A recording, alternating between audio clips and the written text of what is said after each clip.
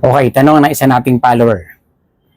Sa paano po pag single post ako, tapos yung utility na mag-duty wala, tapos pina-straight duty po ako na walang bayad ni clients, pwede ko bang iwan post ko kinabukasan? Ito, maganda pong pag-usapan natin itong ano na to kasi ito yung mahirap din sa sitwasyon ng isang mga security personnel na ang kapalitan nila hindi security guard, mga housekeeping, yan mostly. Kasi talagang dapat dito ma-assist nating maigi to. Kasi unang-una, yung ating kapalitan ay hindi maalam or hindi sila aware ano ba talaga ang lalim ng trabaho ng isang security. Ngayon, itong isa nating follower pinag-straight ng kanyang client dahil wala yung yung housekeeping or maintenance. Kasi minsan ang tawag na sa housekeeping is maintenance, di ba, sa iba. Ngayon, siyempre siya mag-i-straight tapos hindi babayaran. Pwede ba yun? Hindi yun. Maling-mali po yun. Dapat pag mga ganyang sitwasyon, kino-coordinate niyan, sir, sa agency ninyo. Ano yung magiging setup just in case na wala ang guard kapag ka wala si housekeeping or sino man yung papalit na hindi related sa guard. Kasi may mga ganyang store na kapag out ng mga guard, yung mga housekeeping na yung may iwan or yung katiwala nila. Yan. So, dapat, ano yung magiging, paano yung pag-i-endorse? Pag-turnover, hindi ba liable ang guard kapag may nangyaring nawala dyan? Kasi hindi naman na-scrutinize nila yan eh, na ano yung in-endorse. Siyempre, pwede na, okay, tinanggap, na wala. Hindi, wala. Hindi magiging maayos yung palitan. This is in number 5. So, dapat yun, alam niyo dapat yun. Pag pinag-strike kayo, natural, may bayad po yun. Hindi pwedeng wala. Kaya kailangan, pag pinag-strike kayo, or bago nyo tinanggap, like kung sinasabi, ang inyong duties and responsibilities dyan, dapat aware kayo ano yung mga circumstances na nangyayari dyan. Nagtataka kayo, sino yung kapalitan ko, sir, pagka nag-out duty ako? Wala. Housekeeping or maintenance. Teka lang, sir, paano yung pag-endorse ko? Paano yung mga firearms namin? Yan. Ano yung magiging setup? Ganito, ganyan. Hindi po pwedeng tanggap kayo, bigay na lang. Kasi katulad niya, no? Paano, sir, pag mag-isip ako, wala sila. Bayad po ba to? Ano yung setup nito? Ngayon, kinabukasan, sino yung papalit na naman sa'yo? Kasi dapat guard na naka-duty sa morning. So yung mga ganon. At dapat sa agency rin, ini-scrutinize niya sa mga guard. At doon kay client, ano yung magiging stand nila just in case na gusto lang nila sa araw ang naka-duty. Hindi natin pwedeng iwanan yun sa lagi yung tatandaan. Kahit sabihin ninyong sobra-sobra na ganyan, hindi pa din kasi we are security. Hindi niyo pwedeng basta iwanan nyo, hindi kailangan ma-endorse ng tama. Pwede nyo iwanan at hindi nyo na kaya provided na talaga namang akma, angkop yung pag-endorse ninyo. Mali na hindi kayo pinalitan pero mali pa din na iiwan mo na walang tumatanggap. Imposibleng walang tumanggap dyan. Marami kayong paraan. Naituro ko na sa vlog ko yan. Pero inulit ko lang kasi ito nga talaga, di ba? Ang kapalitan hindi guard. Makwento ko lang, nangyari po sa amin yan. Malaki po ang naging karanasan ko dyan, namin. May hawak kaming area, hindi ko na sabihin sa ang lugar, hindi ko na sabihin kung ano yung store na yan. Sa araw, mga guard kami na naka-duty. Mga guard ako yung officer doon. Ngayon sa gabi, hindi. Walang guard kasi store siya. Sa umaga lang open niya hanggang gabi. Pagdating ng closing na, maintenance na ang magbabantay or housekeeping yon, diba? Okay. Di ganun na, yun yung ano, kasi nagkaroon na ng trust issue ang may-ari noon sa security before. Hindi ko na rin himahimayin kung ano para at least wala namang maging ano-ano. Alam niyo na siguro. Ngayon, eto na. Siyempre ako naman, ginawa ko ng report yan. Paano po ito? Kasi ang papalit sa amin is hindi security guard. Ano yung stand namin? Anyway, piniwalag sa akin ng management, ganito, ganyan, ganyan. Kasi katiwala nila yon, wala namang problema doon. Ang mahalaga lang sa akin is yung safety natin. Diba? Okay, so ito na. Siguro for how many years, kasi hinawakan ko siya, mga 4.5 years ko ang hinandle yon. Ito na, siguro pagdating na 3 taon ko doon, may nangyari. Nilooban yung store namin.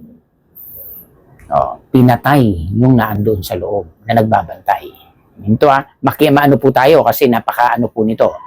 Ngayon, tumawag sa akin yung pinaka-head ng buong area na yon. Kasi may meeting kami, mga officer dun sa mga store na yon, nagmi-meeting kami every month, every week, ganyan. Tumawag sa akin. I see, pumunta ka dito. Ano yun, mga 6 o'clock in the morning? Hindi, mga mag-alas 6 na ng umaga yun siguro, mga ganyan. Kasi ang pasok ko noon, 11 to 11, mga sinabi pa kami na alauna, alas 2, sa akin, tagal ng closes, sa dami ng tao. Tumawag sa akin mga alas 6, ang pasok ko pa 11 pa. O I see, pumunta ka dito, urgent, kasi pinatay yung kasama mo sa loob. Siyempre, nagulat kami kasi nung dumating yung mga tao namin doon, ng mga staff, siyempre, maagang-maaga, nakaangat yung roll-up. Tataka sila, kinakatok nila, hindi naman bumubukas, ay nakaangat ng konti. Yung ginawa, siyempre, hindi naman pwedeng iangat yung sa labas dahil nasa loob yung open and closing nun. Pumasok ngayon isang staff doon sa loob. Para ba kami, nakatulog lang, yung nagbabantay, yung mga ganong cases kasi, sus, nung tiningnan nila, patay na. May saksak sa likod, and then naputol pa yung pinakang ginamit na panaksak. So, in short, namatay, patay. Ito na, ako pumunta, dumating.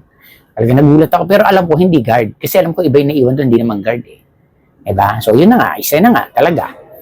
Oh, yun yung mga ganong sitwasyon. Kasi kung guard yun, kasi ang nangyari siguro doon, inangat niya yung roll up kasi mainit eh. Ang katabi namin, nung meron kaming katabi na may guard dito sa kabilang side lang, ay halos daan lang ang pagitan, hindi naman ganun kalaki yung daan sa area na yun. Hindi nalaman kung ano nangyari kasi nga, binababa nila yung roll up. Pero kung ako doon, kung guard ko yun, hindi ko ipapababa ang roll up nun, nakaangat yung kasi katabi namin is 24/7 din na may gwardiya. Di magkakaroon pa sila ng pag-usap, tsaka may umiikot sa area ng mga guard. Siyempre, pag nakasabi yung roll up, akala ng mga umiikot, tahimik ang loob. Ayun pala, may nangyayari na. Pinasok siya ngayon dun sa loob. Diba? So kasi nakita sa CCTV kasi yung katabi ng building may CCTV eh. O di, nakapasok, yun na, ginawa na ng kalokohan. So ninakawan talaga kami that time. Yun na. So kaya nung mangyari yun, gwardiya na ang nilalagay nila sa gabi. Excuse me. Kasi sabi ko sa management, kung guard po ang maiwan dito, mayroon ako mga precautionary measure na hindi ko ipapagawa. Like yung ibaba yung roll up. Diba? Hindi po pwede. Kailangan naka-open yan. Total, andyan, may mga CCTV dyan sa labas. So, kita, may mga umiikot na mga patrolling guard sa mga perimeter. Makikita yung kailangan kahit napaidlip yan. At least, yung gagawa ng kalokohan, magiging ano sila. Diba? O, iyon ang nangyari. Kaya nga, nung nangyari na yon, gwardiya na ang naiwan at meron na kaming firearms. O, diba? Hihintayin pa ba natin na may mangyaring ganyan? Kaya kayo, mga guard, na tatanggap kayo ng ganyan, kahit sabihan ng agency, dapat malinaw, klaro, ang pag-i-endorse niyo, pagpapalitan kung ano ang mangyayari. Kasi hindi guard yun. Kasi kung guard yun, meron siyang alam na isa-safety niya muna yung sarili niya kahit matulog siya.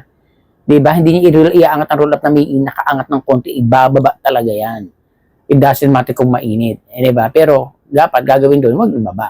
Para kitang-kita yung safety. Hindi, ang safety doon siya. Sinipti yung sarili, pero hindi niya alam, ayun ang nangyari. O ipamilyado yung tao. So after nun, hanggang sa ngayon, gwardiya na yun nasa gabi na kasi iba talaga ang mentalidad ng guard. Kung may trust issue sa mga guard before, iba na yan, ibahin na yun. Gawa sila ng mga guidelines para maayos yung area nila. Hindi pwedeng magtipid na kasi may tiwala kami sa ganito. Okay, may tiwala pero hindi sila aware ano ba yung trabaho ng isang security guard. Diba? O, syempre, iba yung trabaho nila. Akala nila ganun lang. So, ayun na. So, kaya nga, doble ingat tayo sa ganyan. Pero sinasabi ko, sir, huwag mong iiwan, endorse mo ng tama at makipag-coordinate ka kung ang papalit sa inyo is ganyan. Tapos pag i-slitting ka, walang bayad, may bayad po yun. Hindi pwedeng wala. Nag-extend ka ng effort eh. Diba? Hindi po pwede yun. Pwede yun, bayad yun kasi kinabukasan parang i-day off mo. Pero bayad yung isang buong araw mo na yun, pwede yun. Diba? So pag-usapan nyo po yan. Huwag nyo iiwanan basta-basta yung area ninyo. Basta tang mahalaga, yun ang sinasabi ko palagi. Pag tumanggap kayo, aralin ninyo. Pag huwag nyo masyadong tanggapin ng tanggap, akala nyo trabaho, hindi pala kapahamakan palang tatanggapin ninyo. Naging manaligsik, mag-observe bilang mga guard, at mag-aral-aral. Dapat lagi tayong will-equip pagdating sa kaalaman. Dahil lagi natin tandaan, lamang ang may alam.